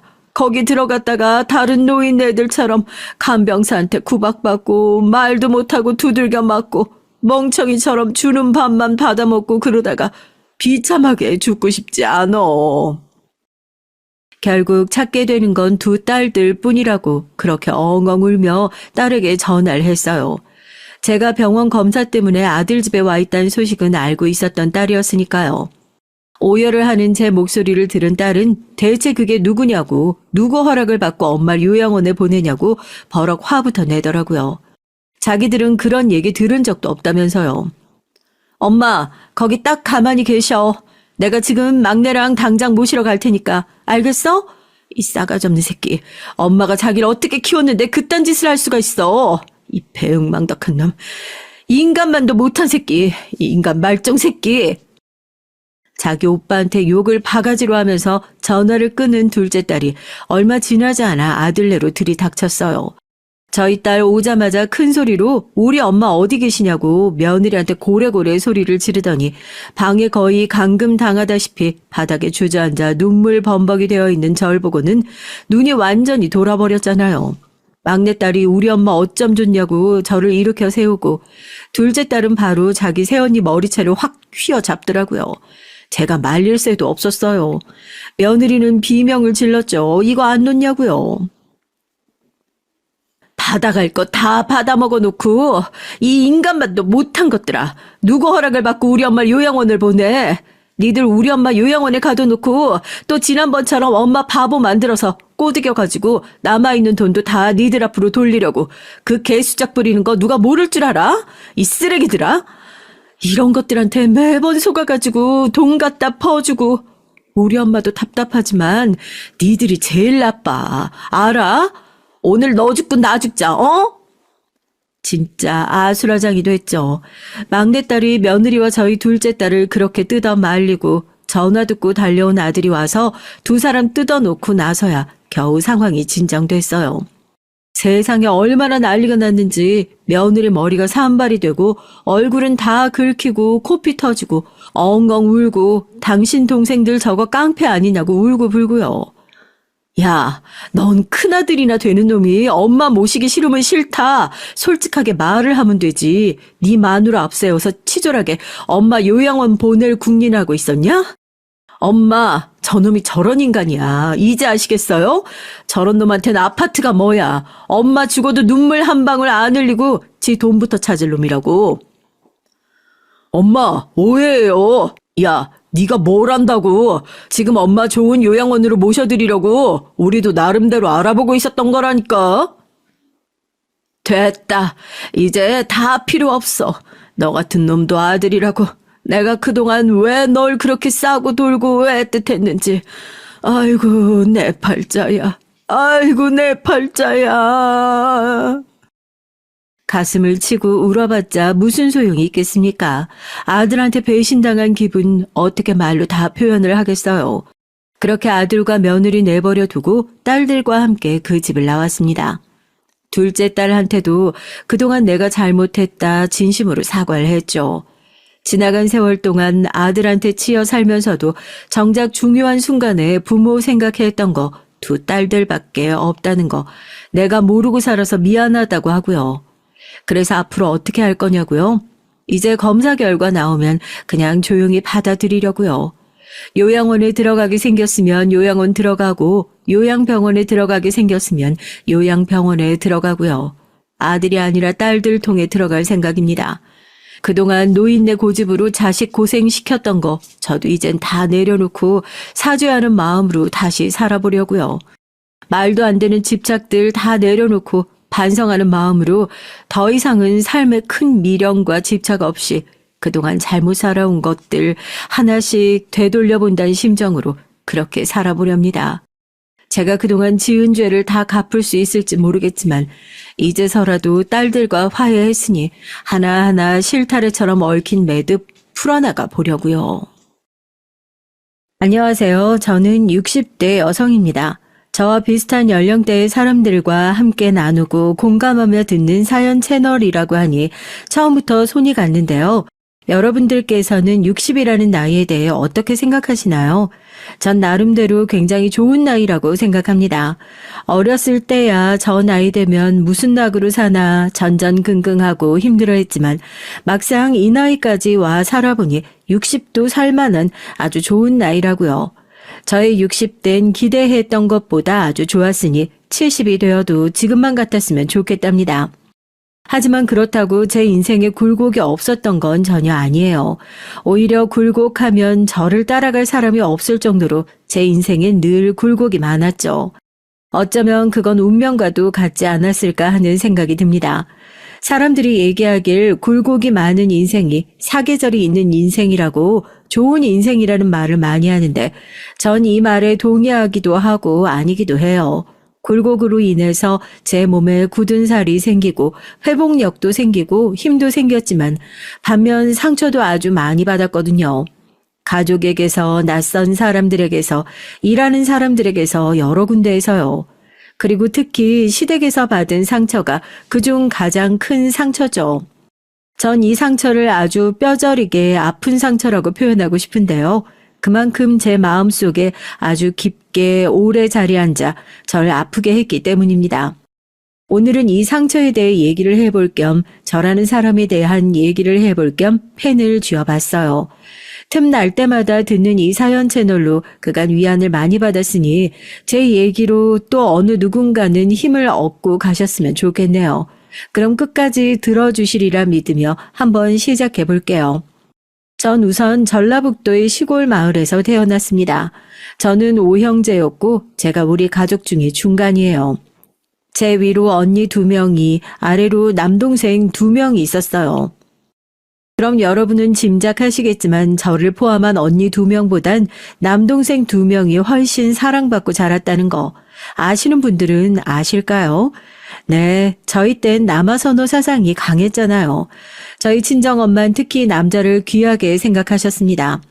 저희 첫째 언니를 낳았을 땐 장남이었어야 하는데 아니어서 너무나 실망스럽다고 그 말씀을 얼마나 많이 하셨는지 몰라요. 그것 때문에 저희 첫째 언니는 엄마와 아직도 보고 살지 않습니다. 가슴에 맺힌 한이 많은 거죠. 아무튼 그러니 셋째인 저라고 해서 뭐 얼마나 시선이 왔겠어요. 제가 학교에 가든지 말든지 뭘 하고 싶든지 아닌지 엄만 별 관심이 없으셨습니다. 그저 밥 먹고 똥 잘 싸고 그러면 잘 크는구나 생각하셨죠. 엄마의 소원은 하나였습니다. 오직 남자들, 그러니까 남동생 2명이 잘나서 우리 집안을 일으켜서 잘 살게 하는 것 그것뿐이었죠. 너네들은 그냥 주는 대로 밥 먹고 입고 그러면 돼. 어차피 중요한 일은 남자들이 할 거니까. 알았냐? 네, 알겠어요. 그 소리에 언니들은 기어들어가는 목소리로 대답을 하곤 했는데 전 그게 늘 불만이었죠. 그래서 저만 싫다고 외쳤습니다. 여자도 충분히 대단한 일을 할 수 있고 집안 일으킬 수 있는 존재라고요. 그랬더니 저희 엄만 여기서 뿔이 확 나셔서는 제 뺨을 한 대 탁 후려치시더라고요. 아직도 그때의 일이 생생합니다. 너 지금 뭐라고 했냐? 여자가 뭐 어쩌고 어째? 니년이 아주 기만 살아서 공부도 안 하는 게 무슨 집안을 일으키고 뭘 한다고 이엠병을 떨고 있어. 그런 허풍 떨 시간에 가서 밭이나 돌보고 집안일이나 해. 전 그 말에 너무나 큰 상처를 받아 씩씩거리며 집을 나가버렸습니다. 그리고 정처 없이 길거리를 맴돌다 아버지를 찾아가겠다고 생각했죠. 아버지는 읍내에 있는 공장을 다니셨는데 이 공장이 사고가 많은 공장이었어요. 전 아버지 공장에 가서 아버지를 다짜고짜 불러내달라고 한 뒤 엄마와의 싸움을 말했죠. 그런데 여기서 아버지가 저를 달래주시며 그러시더라고요. 그래, 민숙이 너도 원하는 일 얼마든지 할 수 있지. 대통령도 할 수 있고 다 할 수 있어. 그래, 그까짓 거 다 하면 되지. 아버진 민숙이가 잘 될 거라 믿는다. 그러니까 마음 상해 말고 집에 가 있어. 아버지 일 끝내고 곧 갈 테니까, 응? 그때 아버지께서 하신 말씀은 큰 위로가 됐어요. 마음이 놓이고 저도 화가 좀 풀리더라고요. 그래서 터덜터덜 집으로 다시 돌아가 방문을 닫고 아버지를 기다리고 있었죠. 그런데 거기서 첫 번째 저희 개인적인 아픔이 생기고 맙니다. 옆집 사는 정숙이네 아줌마가 달려오셔서는 공장에 큰 불이 났다고 하시는 겁니다. 사고가 많은 공장이라고 앞에 말씀드렸잖아요. 저도 엄마도 너무 놀라서 급하게 공장으로 뛰어갔죠. 이미 소방차가 와 있고 공장은 난리도 아니더라고요. 전 우리 아버지가 설마 저 안에 있을까 하는 마음으로 초조하게 기다렸어요. 잠시 후 들것에 아버지가 실려 나오시더라고요. 심장이 정말이지 쿵 하고 떨어지는 기분이었습니다. 일단 그대로 저희는 응급차를 타고 큰 병원으로 가게 됐죠. 그런데 아버지의 상태는 육안으로 봐도 무척 심각해 보였습니다. 얼마 못 살 것처럼 숨이 껄떡껄떡 넘어가셨고 전 그런 아버지를 보기만 해도 너무 고통스러워서 눈물을 줄줄 흘렸던 게 기억이 나네요. 아빠, 제발 가지 마. 안 돼, 아빠. 하지만 끝내 저희의 외마디 비명은 무참히 삼켜지고 저희 아버지는 병원에 가신 지 6시간도 안 돼 돌아가시고 말았습니다. 아버지가 사고로 돌아가시고 나서 치룬 장례식에서 어머니는 너무나 원통한 얼굴로 바닥을 치고 우셨어요. 저희도 모두 가슴이 아팠지만 엄마야말로 젊은 나이에 아버지를 잃으셨으니 참 막막하고 힘드셨겠죠. 그래도 엄만 자식 새끼는 다 건사해야겠다며 바로 일어서서는 장터에 나가 옥수수를 팔고 밤엔 어디 식당에 나가 일도 하고 끊임없이 일을 하셨습니다. 아마 엄마이기 때문에 엄마란 이름 때문에 하실 수 있었던 거겠죠. 하지만 저희 엄마가 버신 돈 다 어디로 쓰셨을까요? 예상하셨겠지만 전 학교에 가고 싶어도 갈 수가 없었어요. 엄마가 버신 돈은 다 남동생들에게로 갔으니까요. 엄마, 나 대학 가고 싶어요. 나 공부 열심히 했잖아요. 알잖아요. 무슨 대학식이나 가려고 그래. 여자가 고등학교 갔으면 아주 훌륭한 거다. 그것도 우리 형편의 감지덕지야. 너 고등학교 보내주기 싫었는데 가게 한 거라고. 남동생들은 대학에 갔지만 전 대학에 갈 수 없었습니다. 아버지 앞으로 나온 보상금 역시 그 학비로 다 쓰였고요. 전 대학에 가는 남동생들이 너무 부러워서 하염없이 그 아이들의 뒷모습을 바라보곤 했어요. 그리고 전 그때부터 돈을 벌고자 다짐했죠. 제가 남편을 만난 것도 그쯤이었습니다. 남편과는 지인의 소개로 만나게 됐는데 남편은 당시 알아주는 기업에 다니는 사람이었어요. 전 그냥저냥 어중이 떠중이처럼 지내던 사람이었고요. 마음속에선 이것저것 해보고 싶은 건 많은데 당장 먹고 살기가 힘들어 가게에서 일을 하며 간간히 제 용돈이나 벌고 있었죠. 그러던 어느 날 친구가 그러더군요. 민수가 네가 얼굴이 이쁘장하잖아. 이번에 내 친구의 친구가 여자 찾는데 꼭 말하는 스타일이 너 같더라니까. 너 한 번만 나가봐라. 응? 그렇게 성사된 자리였습니다. 제가 사는 형편을 보곤 바로 싫다고 할 줄 알았는데 남편은 제가 마음에 들었는지 몇 번 더 만나자고 했고 어느새 전 프로포즈까지 받게 됐고요. 얼떨떨했어요. 그때까지도 왜 이 사람은 내가 좋다고 할까 신기했죠. 하지만 어린 나이 뭘 알았겠어요. 그냥 저도 이 사람이 나쁘지 않고 같이 살기에 좋은 조건이니 마다하지 않는 거죠. 특히나 이때 저희 친정 엄마의 성화가 장난이 아니었습니다. 남편의 조건이 좋으니까 반드시 시집을 가야 한다며 난리셨어요. 너 그만한 사람 또 없다. 아 언제 또 그만한 남자가 들어오겠냐? 물 들어올 때 노져와야 한다고. 너 반드시 그 남자랑 결혼해야 돼. 알겠니? 엄마 알겠는데 너 엄마 말 들어야 돼. 안 들으면 반드시 후회할 거다. 내가 장담해. 네, 거의 말할 틈을 주지 않고 다다다다 쏘아대셨어요. 요즘 친구들은 이해하기 힘들겠지만 아무쪼록 전 그렇게 남편과 얼떨결에 결혼해서 얼떨결에 살게 된 겁니다. 꼭 반드시 어떤 확신이 있어야 결혼을 하는 어린 친구들도 많다고 하던데 전 결혼하고 사람은 차차 알아가 보자는 생각으로 한 결혼이었어요. 근데 살아보니 이 결혼 생활 만만치 않았습니다. 처음 신혼생활은 좋았죠. 서로 좋다고 해서 시작한 결혼이니 같이 살 맞대고 사는 것만으로도 든든함이 들었고 남편도 제게 잘 해줬어요. 근데 문제는 다른 쪽에 있더라고요. 시댁입니다. 여러분들 시댁살이 한 번쯤 다들 겪어보셨나요? 제 세대 여자들에게 물어보면 시댁살이 안 당해본 여자가 없던데 전 이게 대한민국의 큰 문제라고 생각합니다. 그리고 안타깝고 안쓰러운 부분이죠. 생각해보면 아무것도 모르는 젊은 나이에 시집와서 난생 처음 보는 사람들을 만나서 가족이랍시고 엮어 사는 건데 잘난 아들과 결혼했다는 이유 하나만으로 구박받고 서러운 많은 시절을 살아야 했으니까요. 전 살았다고 생각하지 않습니다. 지금 돌이켜보건대 산 게 아니고 살아낸 거죠. 아마 저희 모두 그럴 거예요. 남편은 중재자 역할을 못했습니다. 제가 애 키울 동안 자기는 그 돈 벌어야 한다고 허구한 날 출장이다 뭐다 하며 밖으로 나가 돌기 바빴거든요. 가장은 남편이었죠. 여자인 전 집에서 살림하고 애 키우는 평범한 그 시대의 가정주부였고요. 근데 저희 시어머니, 정말 저희 시어머니는 독보적인 캐릭터였습니다. 일단 굉장히 짠순이 기질이 강하셨는데 그걸 저에게까지 강요하시며 시시때때로 괴롭히려 들었죠. 잠깐 여기서 저희 시어머니에 대해 말씀드리면 저희 시어머니는 하다못해 휴지 한 칸도 아껴 쓰시는 분이었답니다. 제가 시댁에서 변을 볼 일이 있었는데 중간에 문을 두드리더니 너 휴지 몇 칸 썼는지 체크할 테니까 물 내리지 말아라 라고 하더군요. 그 정도로 절약 정신이 온몸에 배어 계셨는데 그걸 특히 며느리들에게 강요하고 윽박지르시며 못살게 굴었죠. 그날의 서러움이 물론 전부는 아닙니다. 남편은 3남매 중 막내였는데 저희 시어머니는 남편을 특히나 어여뻐하셨어요. 왜냐하면 3남매의 위 2명 시누이와 아주버님이 모두 별로 볼 거 없는 사람들이었거든요.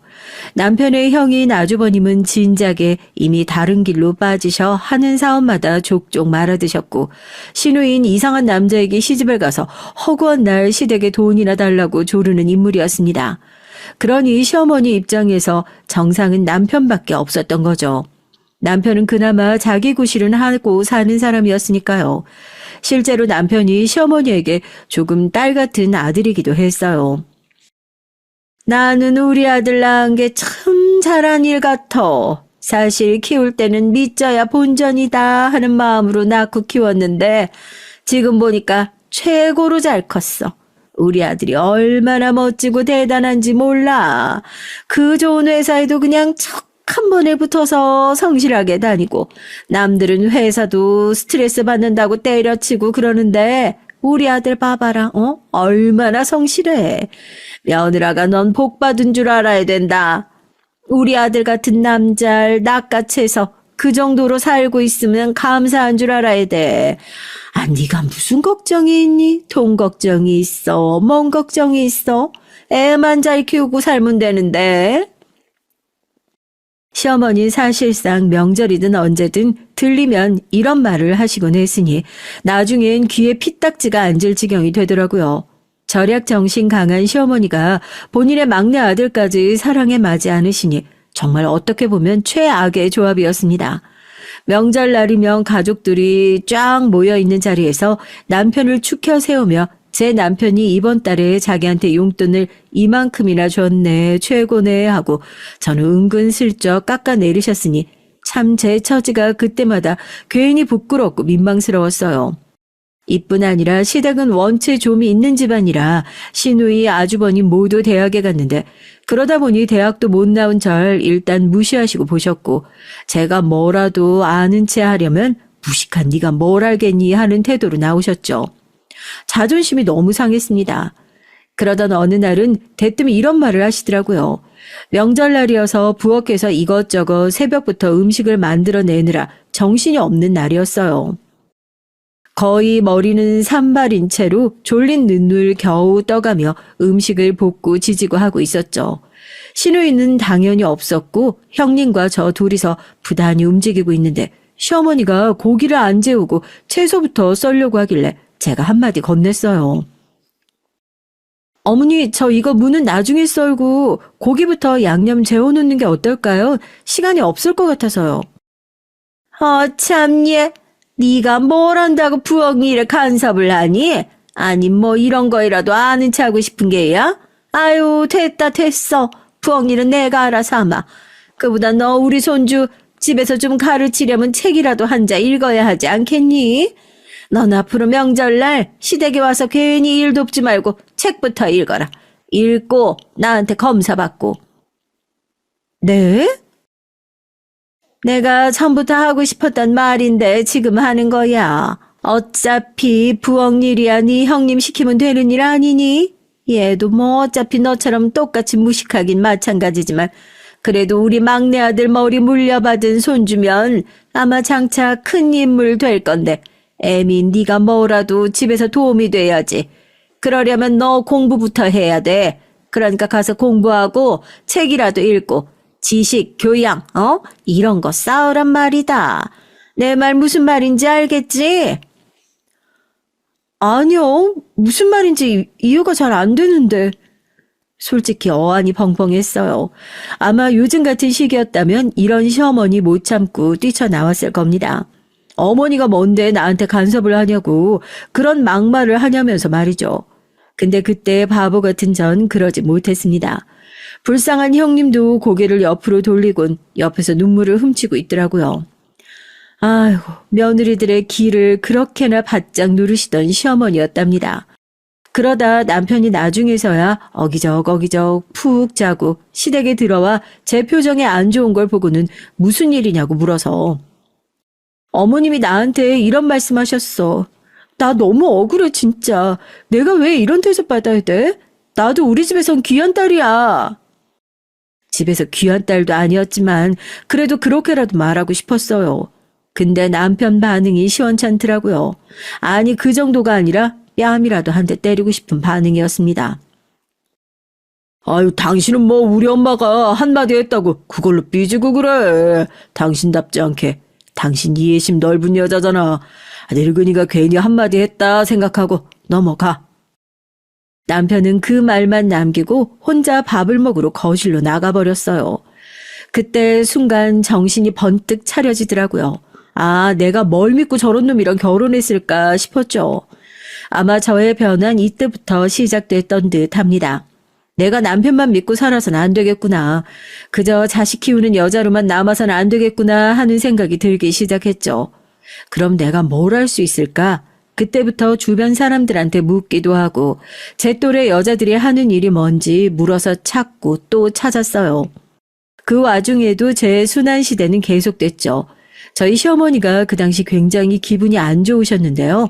이유는 아주버님이 한탕 크게 사고를 치고 돌아왔는데 집안을 싹 말아드시고 온지라 아주버님 부부가 모두 시댁에 얹혀 살게 된 겁니다. 당연히 좋은 컨디션일 수가 없죠. 장남이 이렇게 된 게 너무 마음이 아프고 원통하시다며 무당집을 돌며 굿판까지 벌이셨으니까요. 솔직히 그 굿할 돈 아껴 집에 좀 보태고 아끼셨더라면 차라리 가게에 도움이라도 될 텐데 왜 그러는 건지 도통 알 수가 없었답니다. 특히 짠순이였던 기지를 생각하면 말이에요. 아무튼 그런 상황 속에 저희 신우이란 여잔 결국 이혼을 해버리고 말았네요. 시어머니는 여자는 이혼하면 절대 안 된다며 신우이의 시댁을 찾아가서 빌게까지 했다는데 결국 이혼을 선택하고 집에 눌러앉아 버린 겁니다. 성격 차이로 이혼했다고 하는데 제가 보기엔 시매부가 아니라 신우이의 까탈스럽고 사람 속 긁는 성격이 아마도 영향이 크지 않았나 싶어요. 거기다 결정적으로 신우이가 다른 남자와 불륜 직전까지 상황이 갔다고 하더라고요. 한심했죠. 늘 잘생긴 남자, 몸 좋은 남자 좋아하는 신우이였다 해도 그건 아닌데 대단하다 싶었네요. 그리고 시어머니가 불러서 저희 부부가 시댁에 가니 신우인 어머, 이캔 되게 한가한가 보다. 여기 와서 우리 엄마 역정이나 들어주고 있고. 우리 엄마 알아놓은 거 다 쇼야 쇼. 그러니까 괜히 여기 와서 엄마 하는 소리 들어주지 말고 집에 가 있어. 나 새로운 남자 만나서 시집 잘 갈 거야. 하는 철없는 소리만 늘어놓고 있었죠. 사람이 되려면 먼 종자였습니다. 어찌되었건 시댁의 아주버님의 시누이까지 다 눌러붙어 있으니 시부모님 속이 속이었겠나요. 근데 여기서 웃긴 건 그 화와 울분을 시어머님 또 저에게 쏟아내시는 겁니다. 아무래도 우리 집에 여자들이 잘못 들어와서 이런 사단이 나는 게 틀림없다. 내가 용한 무당한테 갔더니 그런 말을 하더란 말이야. 도대체 굿 비용으로 얼마가 들어갔는지. 난 평생을 휴지 한 칸도 아껴 쓰는 사람인데 정말 요즘 같은 때는 살고 싶지가 않어. 막내 아가 넌 네 남편 관리 잘하고 특히 경제적인 건 아끼고 아껴 써야 돼. 알겠냐? 네, 어머니, 저희 잘하고 있어요. 그리고 전 그런 무속신앙 안 믿는데 왜 저한테 그러시는 건지. 참을 수가 없어서 속으로는 한 귀로 듣고 한 귀로 흘리고 있다. 한마디 겨우 뱉었어요. 근데 거기서 그쳤으면 좋았으련만 시어머님 말대꾸를 왜 아니면 호통을 치더니 연이어 제게 시누이 독립비용을 지원해줘야 한다면서 돈을 요구하더라고요. 참나 무당이 말하는 건데 그럼 그게 맞는 말이지 아니니? 잘나지도 못한 며느리들이 그냥 한꺼번에 들어와서 집안을 망쳐놨으니 이 집안 꼴이 이리 돌아가는 거지. 그리고 말 나온 김에 네 신우 저렇게 사는 거 저대로 냅둘 수는 없지 않니? 가족이 도와줘야지 어쩌겠어. 근데 나도 적금이다 뭐다 들어간 게 많어. 묶인 돈이라 깨기도 아깝고. 그러니까 이번엔 니네가 좀 도와줘라. 당연하죠. 누나가 저렇게 힘든데 내가 도와줄게 엄마. 너무 걱정 말아요. 그리고 엄마도 너무 집사람 탓만 하지 말고. 남편은 당연히 마치 약속이라도 한 듯 저와 상의 한 번 없이 알겠다고 하더라고요. 순간 너무 놀라 남편을 쳐다봤는데 남편은 정말 치근한 얼굴로 문 너머 자기 시누이를 쳐다보고 있었습니다. 참고로 전 시누이에 대한 감정이 별로 좋지 않았어요. 명절 때 뭐 하나 돕는 법이 없었고 전 항상 시누이의 생일을 챙겼지만 시누이인 제 생일을 챙겨준 적이 한 번도 없었죠. 오히려 나이 먹었다며 빈정대지만 않으면 다행이었습니다. 하지만 어차피 당시엔 경제권이 남편에게 있었으니 제가 뭐라고 할 수 없었답니다. 그게 가장 서러운 일이었죠. 근데 일단은 당신 뜻대로 하라 하고 시누이의 고맙다는 대답 하나 듣는 걸로 마무리해버렸어요. 덕분에 전 말 안 통하는 남편이란 사람과 대판 싸우게 되었죠. 당신 어떻게 그걸 상의도 없이 거기서 덥석 준다고 해? 그 큰 돈을? 우리의 교육비는, 생활비는 어쩌려고?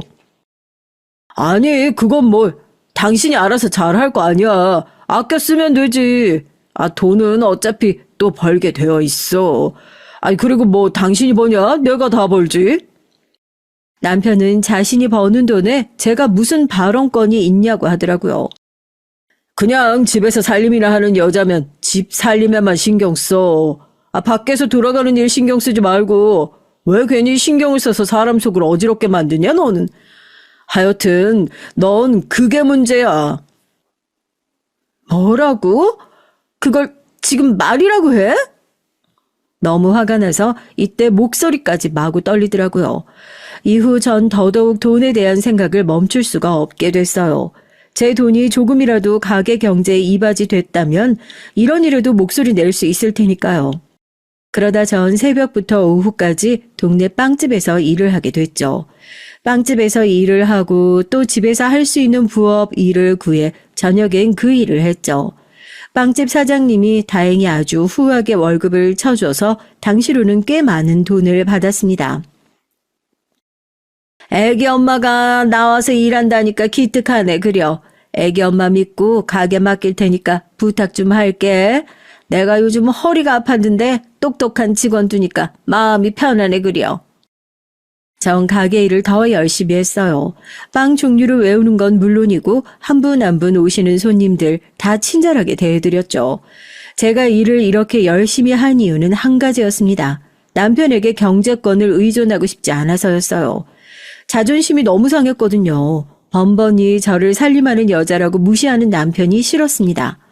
근데 상황이 이렇게 흘러가니까 우습게도 이것에 반발하는 사람이 생기더라고요. 혹시 여러분 예상하셨나요? 네, 제 시어머니입니다. 저를 쥐잡듯 잡으며 가장 이 집구석에서 저를 무시하던 사람인 시어머니가 이번에도 태클을 걸어오시더라고요. 참 희한하죠. 제가 제 일을 하겠다고 밖으로 나선 것뿐인데 시어머니가 갑자기 시댁으로 건너오라고 하시더라고요. 어렵게 하루 일을 뺏어 갔더니 글쎄 앉혀놓고 하시는 말이 죄다 이상했습니다. 너는 지금 이 일을 하면 어쩌자는 거냐? 우리 아들 밥도 내팽개치고 지금 나가서 그 푼돈을 벌겠다는 게야? 아니 고작 그 돈 벌겠다고 여자가 못하러 나가기는. 까놓고 말해서 네가 살림이라도 잘하면 내가 믿고 맡기겠다. 지금 하는 살림이나 애 키우는 것도 버거워하면서 무슨 돈까지 번다고 야단이냐? 어머니, 저 이런 말씀 좀 그렇지만 여러모로 돈 많이 나가요. 교육비도 생활비도 남편 월급에만 의지하는 것보다 같이 버는 게 낫잖아요. 여자라고 꼭 집에만 있어야 하는 법도 없고요. 세상에 그런 법이 있나요? 시어머니는 적잖이 당황한 것 같았습니다. 제가 당당하게 나오니까 한 번도 시어머니의 말에 반항한 적 없던 제가 말입니다. 근데 그러니 그 기세를 더 꺾어놔야겠다는 위기감이 들었는지 더 대차게 나오는 겁니다. 아이고, 너 이제 보니까 말 잘하는구나. 내가 너 보고 책 읽으라고 했지 언제 돈 벌라고 했냐? 네 아들 네 남편한테 떳떳하라고 책 읽어서 교양 싸워도 모자랄 판에 어디 귀한 시간을 그런 하잘것없는 보잘것없는 천한 일 하면서 보낸다고 나자빠져 있어. 너 그러고도 엄마냐? 우리 귀한 아들 너한테 장가가게 해줬을 땐 나도 다 계산이 있어서 허락한 거야. 네가 내조는 잘하겠지. 멍청해도 내조는 잘하겠지 싶어서 허락해준 거라고. 어머님, 말씀 잘하셨는데요. 제가 일을 한다고 해서 왜 제 아들 남편에게 떳떳하지 못한 사람이 되는 건가요? 전 오히려 일해서 돈을 버는 모습을 보이는 게 자식 교육에 더 낫다고 생각되는데요. 남편도 좋아해요. 제가 같이 일하고 돈 버니까 부담 덜 느낀대요. 그럼 된 거 아닐까요? 여기에 시어머니 말문이 한 번 턱 막혔습니다. 남편이 좋아한다고 하니까 자기 자식이 편하다고 하니까 할 말이 없던 거겠죠. 뭐라 할 말을 찾지 못하고 어버버 하시더라고요. 여기서 전 엄청난 희열을 느꼈답니다. 지금까지 살아온 시간 남동생을 위해 남편을 위해 자식을 위해 그저 누군가의 그림자로 살아온 인생이었는데 이제서야 제가 저로 사는 기분이었죠. 나도 그림자가 아니고 주인공으로 살 수 있는 사람인데 저란 사람에 대한 가치를 지금에서야 발견한 느낌이었죠. 전 한마디 더 얹었습니다. 어머님, 그리고 명절날 돌아오니까 말씀드리는데요. 명절날 저만 책 읽고 그러는 것도 아닌 것 같고요. 형님이랑 어머니 두 분이 사시기 힘드니까 제가 도울게요. 사실상 저희 가족 구성원 중 제가 가장 측은하고 안타깝게 여기던 사람이 바로 저희 형님이었는데요. 형님은 그야말로 시댁에서 찍소리 못하고 그저 순종적으로만 살아가시는 분이셨습니다. 형님도 저와 비슷한 집안 환경에서 자라셔서 시어머니의 구박이 말도 못했고요. 특히나 이젠 시댁에 함께 살게 되셨으니 얼마나 마음고생이 많으시겠나요. 아주버님에게 치이고 시어머님에게 치이고 그렇게 형님이 늘 혼자 일하시느라 힘에 부처 하시는 거 보고는 전 명절이라도 형님을 최대한 배려하며 제가 일을 더 많이 했어요. 그러고 시어머니가 뭐라 하시든 흘려들었죠. 시어머니는 틈만 나면 여자가 무슨 돈을 번다 그러냐. 자식 엇나가서 막 나가기라도 하면 다 네 탓이다. 그런 초치는 말들을 자주 했는데 전 그럴 때마다 코웃음을 치며 넘겼고 형님도 어느새 그런 제 영향을 받았는지 나중엔 같이 덩달아 웃으시더라고요. 형님은 시자만 나와도 무섭다고 시금치도 먹기 무섭다 하시는 분이었는데 저와 같이 있을 땐 시어머니의 뒷담화를 하며 스트레스를 풀기도 했어요. 난 동서 정말 대단한 것 같아.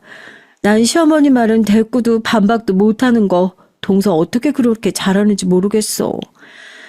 저희 처지가 저래서 내가 더 면이 안 서기도 하지만 내 친정 가지고 욕하는 거 듣고도 그냥 혼자 울고 말아버리거든. 에휴, 더럽다 하면서. 그래서 그런지 요즘 동서가 너무 멋지고 부럽고 그러네. 동서는 어떻게 그러는 거야? 시어머니 안 무서워? 형님, 저도 형님처럼 시어머니 너무 두렵고 싫었어요. 그냥 제 남편의 어머니란 사실 하나만으로도 위축되고 괜히 제가 죄인 된 것 같고. 근데 형님, 인생 짧잖아요. 밖에서 돈 벌고 사람들 만나고 다니고. 그러니까 알겠더라고요. 제가 집안에만 있는 것보다 밖에 있는 걸 훨씬 행복해 한다는 걸요. 그러니까 형님도 주눅 들지 마시고 하고 싶은 거 있으시면 다 말씀하세요.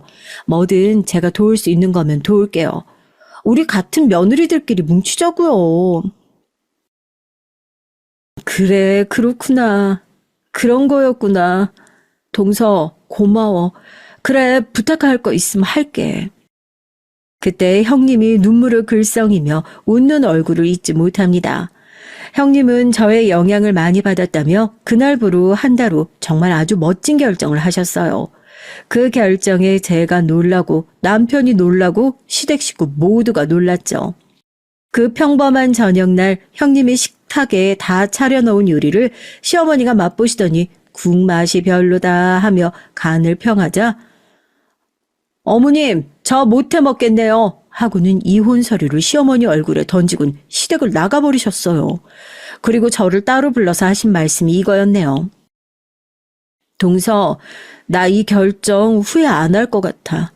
아마 평생 잘한 결정이 될 것 같아.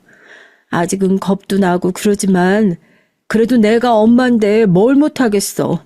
나 뭐든 해서 먹고 살 거야. 고마워, 동서. 그렇게 시댁을 등지고 나간 형님의 모습은 너무나 멋졌답니다. 그리고 저도 형님에게 영향을 받아 앞으로 어떻게 또 내 길을 모색해 나갈지 생각이 많아졌어요.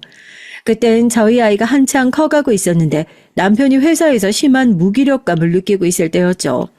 남편이 갑자기 어느 날 조금만 쉬고 싶다고 하더라고요. 당신도 돈을 벌고 하니까 쉬고 다시 일하겠다고요. 결혼하고선 계속 회사를 다니던 남편이었으니 저도 알겠다고 흔쾌히 허락을 해줬답니다.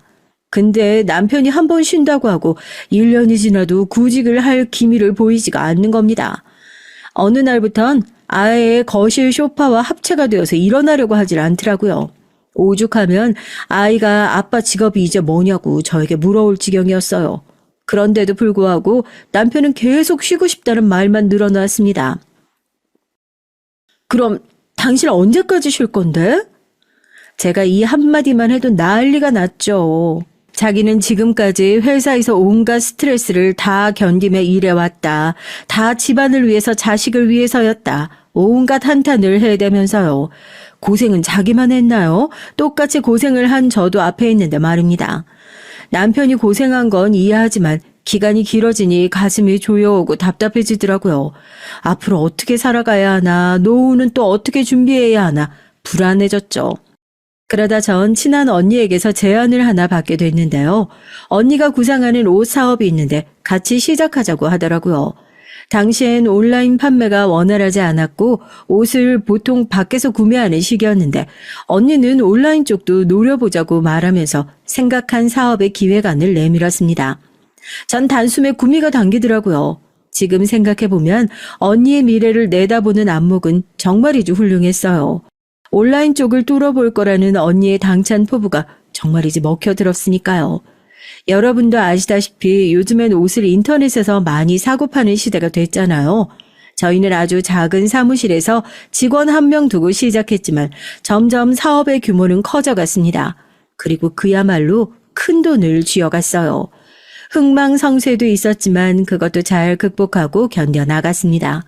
우리 아이는 성인이 되고 나서도 제게 종종 엄마가 자랑스럽다는 말을 참 많이 했는데 그럴 때면 보람을 정말 많이 느꼈죠.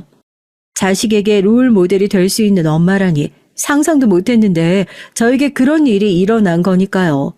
늘 그저 집에서 설거지하고 요리하는 게 가장 저와 어울리는 일이라 생각했는데 그게 아니라는 걸 아마도 인생을 살아나가며 헤쳐나가며 차차 배운 것 같습니다. 그래서 전 아직도 인생이 배워나가는 것이라고 생각해요. 배우면서 성장하고 또 실패하면서도 다시 제 길을 노려보고 그 속에서 제가 조금씩 커간 것 같아요. 그런데 그러던 중 저희 집에는 또다시 문제가 족족 터지기 시작했답니다.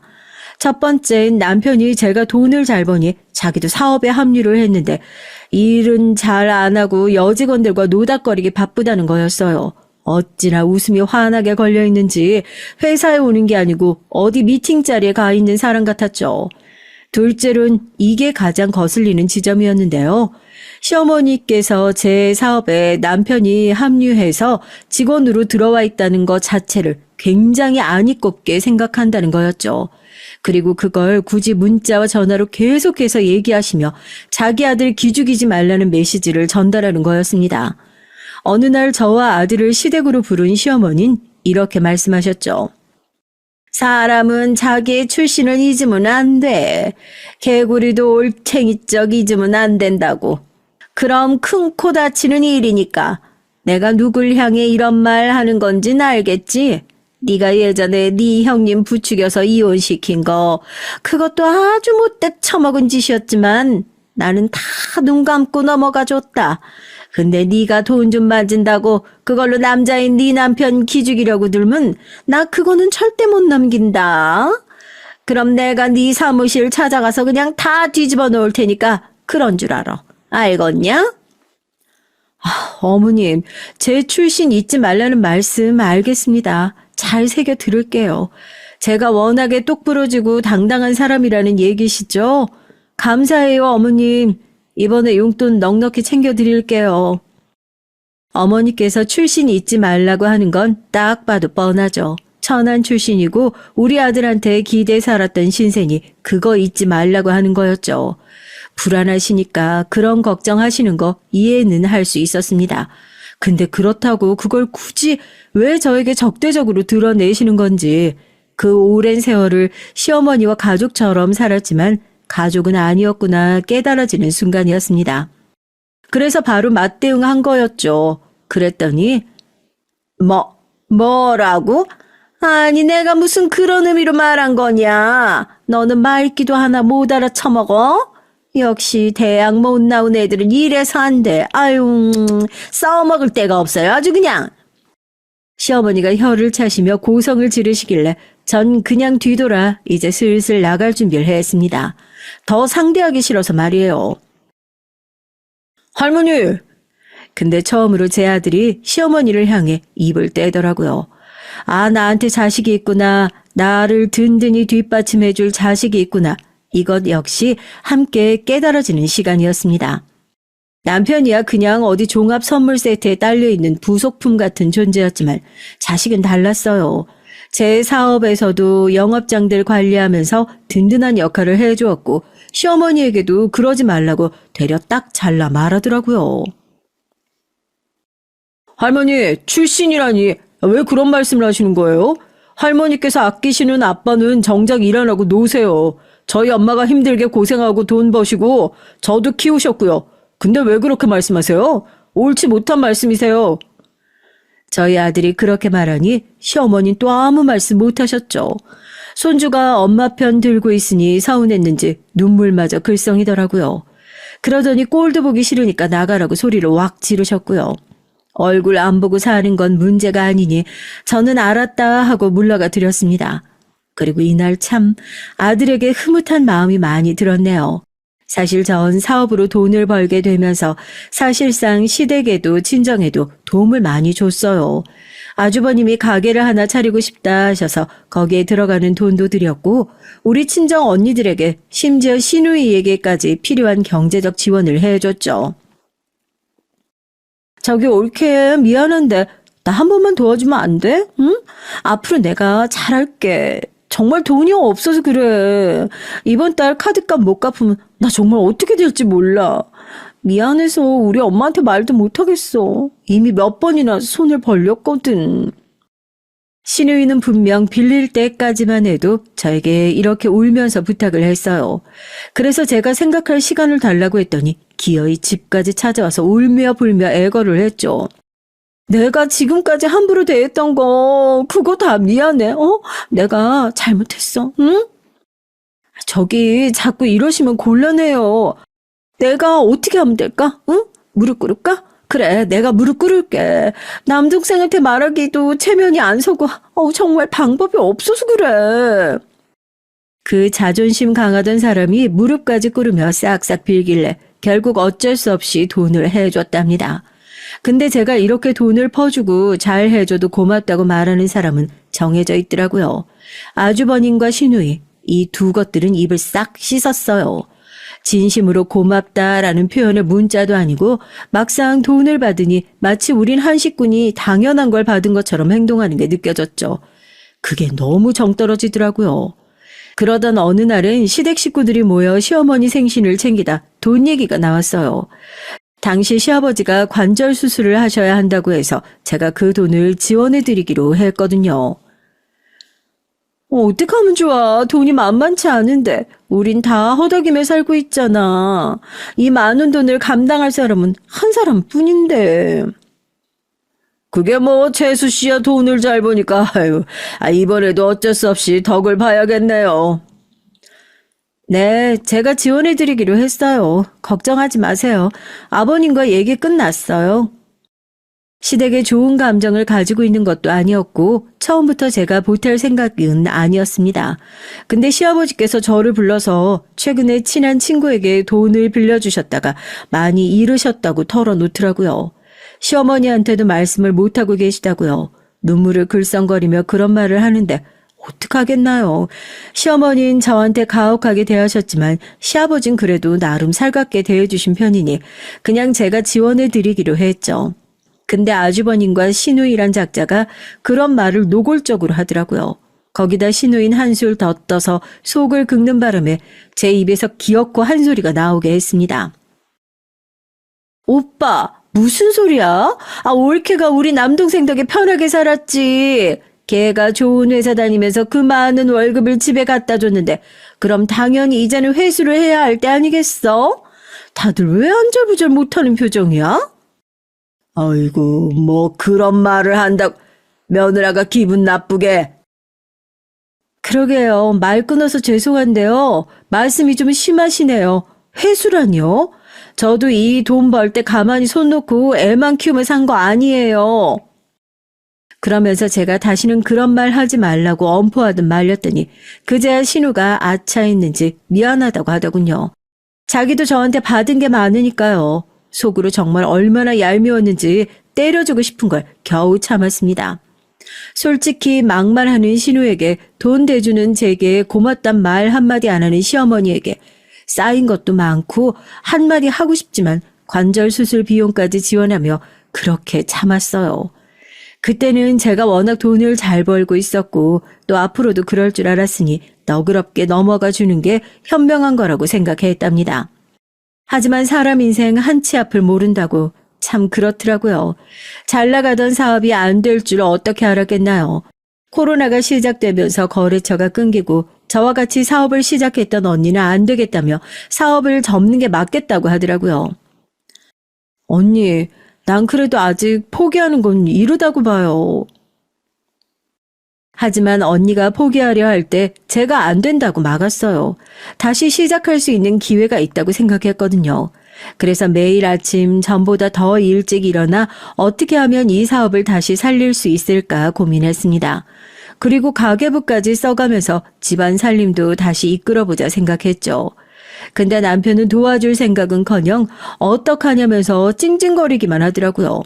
대책을 세우고 뭐라도 좀 알아보고 해야 할 시기에 일이 너무 커졌다며 죽는 소리만 하는데 옆에서 도대체 저 사람은 회사를 다니며 지금껏 뭘 배운 건가 싶었습니다. 게다가 여기서 끝나지 않고 그걸 또 시댁에 가서 이른 모양이에요. 시어머니가 전화를 걸어서 이러더라고요.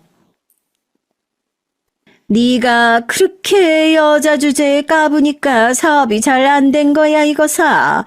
내가 용한 무당에게 가서 물어봤더니 네가 다 원흉이라고 하더라.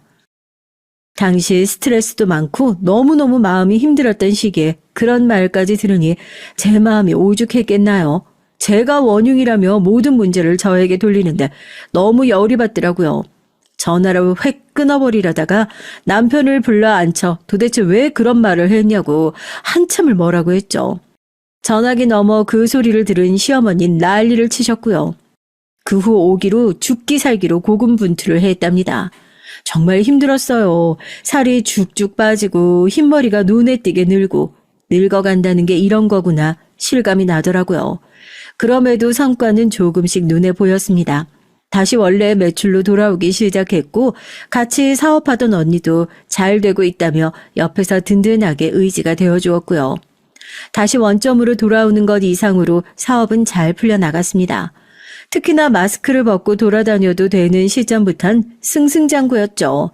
해외 쪽으로 눈을 돌려 상품을 팔기 시작했는데 해외 시장 매출이 장난이 아니었어요. 그러던 어느 날 기어이 일이 벌어지고 말았습니다. 시어머니가 집구석 잘 돌아가라 봐야겠다며 굳이 저희 집으로 오신다고 하더라고요. 그때까지도 시어머니는 제 회사가 잘 풀려나가고 있다는 걸 모르셨어요. 그저 자기 아들이 고생하고 있다고만 생각하고 계셨죠. 그런데 시어머니께서 오랜만에 집에 오셔선 소파에 앉으시더니 대뜸 갑자기 상전 노릇을 시작하시더라고요. 물 떠와라, 과일 깎아와라, 그러더니 갑자기 상을 차리라고 먹고 싶은 음식들을 하나하나 나열하고요. 남편은 자기 엄마가 와서 신이 났는지 시어머니하고 열심히 대화만 나누더라고요.